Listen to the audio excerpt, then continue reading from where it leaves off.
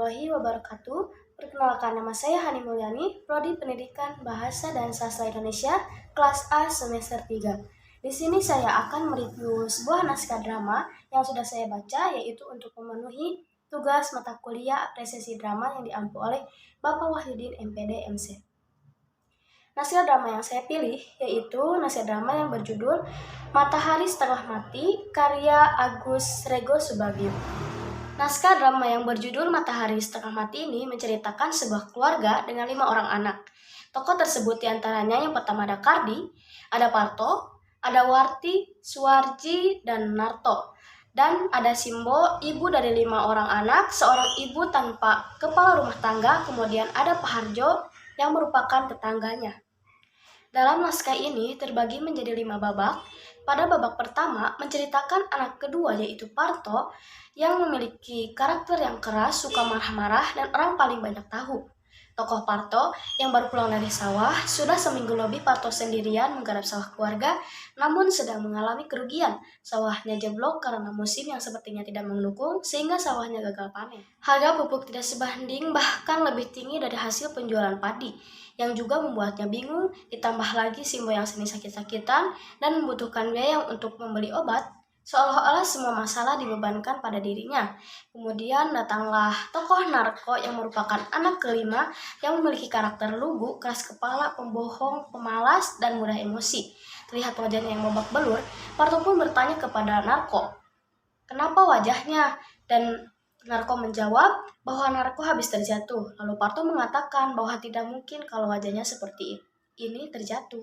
Parto yang kaget karena yang sebenarnya Narko berantem dan dikorek 5 orang temannya karena tidak tahan dengan olokan dan diejek bahwa Narko adiknya orang gila, adiknya orang sinting. Setelah beberapa saat kemudian, datanglah tokoh Kardi yang merupakan anak pertama. Sambil menambang, tokoh Kardi ini memiliki karakter seperti orang-orang yang sering melamun, merenung, tidak mau diajak berbicara, dan suka menembang. Parto yang tersulut emosinya ketika dia memaksa Kardi untuk berbicara. Tetapi Kardi tetap diam dan hanya berbicara ketika sedang menembang saja. Parto sudah mulai memunculkan amarahnya, namun Kardi tetap diam saja, tidak mau berbicara, sehingga hampir membuat Parto mencekiknya.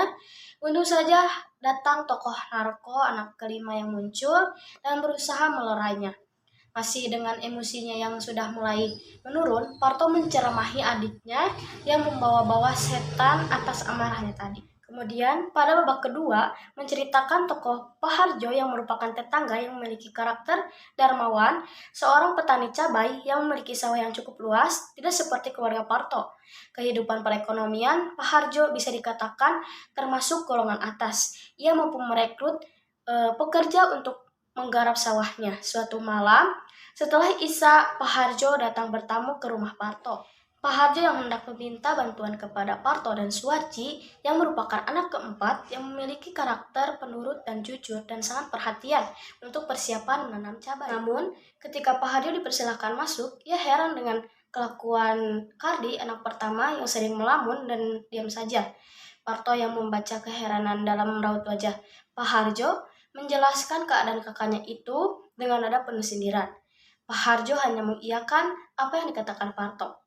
Kemudian tokoh Simbo yang merupakan ibu dari 5 orang anak ini membawa bak minuman, tetapi Paharjo malah menanyakan keadaan Warti yang menjadi stres dan seperti orang gila. Warti merupakan anak ketiga dari Simbo ini. Paharjo yang terlihat sangat menyayangi Warti sampai-sampai ia membawakan gelang untuk Warti. Warti dengan keadaannya yang terlihat aneh hanya senyum-senyum sendiri, lalu Simbo menyuruhnya untuk mengambilkan keranjang sampah. Warti pun keluar dan kemudian terlihat Simbo yang sedang berbicara pada dirinya sendiri, mengapa semua berubah begitu cepat. Warti anak perempuan satu-satunya, sudah waktunya menikah malah jadi seperti itu. Lalu kemudian Narko muncul yang bolos sekolah karena malas, lalu Simbo menegurnya, "Kenapa malah malas? Yang tidak mikir bahwa yang pertama, Narko disekolahkan itu biar pintar, dan kedua, supaya Narko itu tidak seperti kakaknya, tidak kerja kasaran, lagi pula kakaknya juga yang sudah susah-susah mencari uang untuk menyekali Narko." Lalu Simbo pun menyuruh Narko untuk masuk sekolah.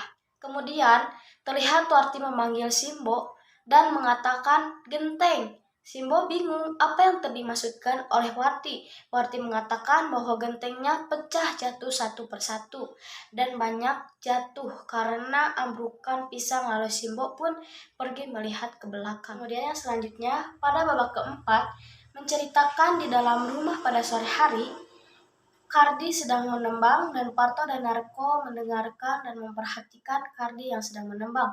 Lalu Narko pun bertanya kepada Parto, apa yang sedang terjadi dan apakah akan seperti ini terus? Lalu Parto pun menjawab, jangan ngawur, hati-hati kalau ngomong.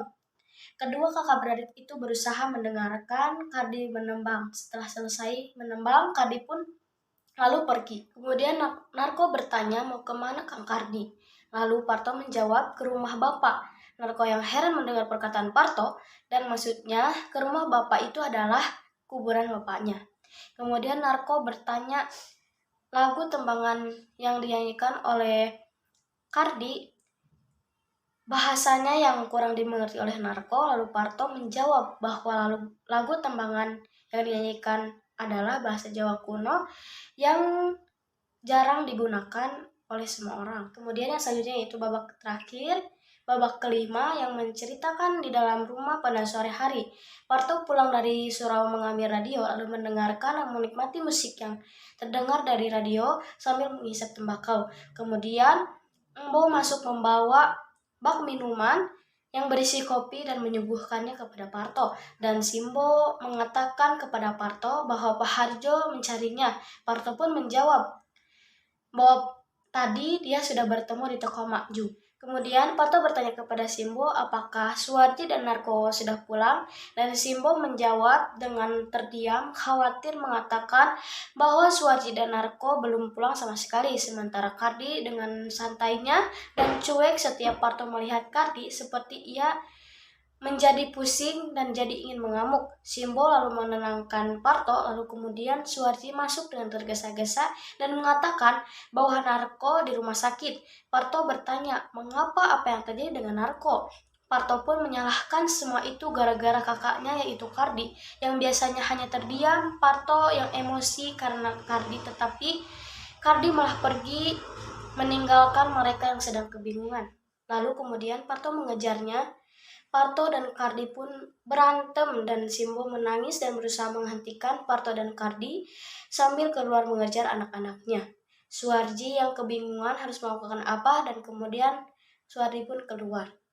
Adapun tema yang terdapat dalam naskah drama ini yaitu ketidakharmonisan sebuah keluarga, kesabaran dan ketabahan keluarga dalam menghadapi permasalahan-permasalahan. Kemudian alur dalam naskah drama ini yaitu menggunakan alur maju atau konvensional, cerita yang teratur dan terjalin berurutan sesuai dengan urutan kejadian dari awal sampai akhir. Pada drama yang berjudul Matahari Setengah Mati ini tidak memiliki konflik yang jelas. Pengarang tidak menceritakan di bagian mana konflik dimulai dan di mana konflik memuncak, serta penyelesaiannya.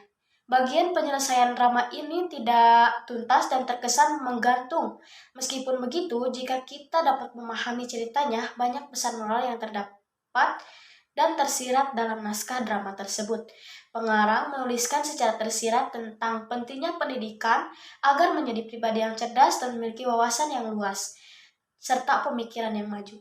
Baik, cukup sekian yang dapat saya sampaikan. Mohon maaf bila ada kesalahan kata, saya undur diri. Wassalamualaikum warahmatullahi wabarakatuh.